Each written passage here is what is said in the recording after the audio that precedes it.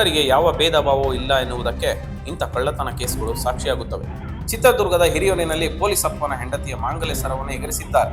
ಈ ಕಳ್ಳರು ಶ್ರೀನಿವಾಸ ಬಡಾವಣೆ ರಸ್ತೆಯಲ್ಲಿ ಮಾಜಿ ಎಎಸ್ಐ ತಿಪ್ಪೇಸ್ವಾಮಿ ಅವರ ಹೆಂಡತಿಯ ಮಾಂಗಲ್ಯ ಸರ ಕದ್ದು ಪರಾರಿಯಾಗುತ್ತಿರುವಾಗ ಮಹಿಳೆಯ ಕಿರಿಚಾಟಕ್ಕೆ ಪಕ್ಕದ ಮನೆಯವರು ಕಳ್ಳನ ಹಿಂದೆ ಓಡಿದ್ದಾರೆ.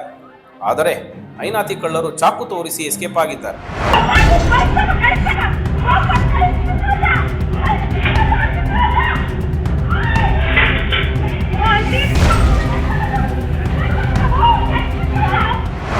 ಮಂಗಳವಾರ ಮನೆ ಮುಂದೆ ವಾಕ್ ಮಾಡುತ್ತಿದ್ದ ಮಾಜಿ ಪೊಲೀಸ್ ಪತ್ನಿ ವಿನೋದಮ್ಮರನ್ನು ಬೈಕ್ನಲ್ಲಿ ಹಿಂಬಾಲಿಸಿ ಬಂದ ಕಳ್ಳರು ಕ್ಷಣಾರ್ಥದಲ್ಲಿ ಚೈನ್ ಎಗರಿಸಿ ಮಾಯವಾಗಿದ್ದಾರೆ.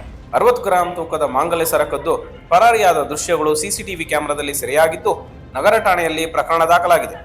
ಸದ್ಯಕ್ಕೆ ಮಾಜಿ ಪೊಲೀಸ್ ಪತ್ನಿಯ ಸರ ಕದ್ದ ಕಳ್ಳರ ಹುಡುಕಾಟದಲ್ಲಿದ್ದಾರೆ ನಮ್ಮ ಪೊಲೀಸರು.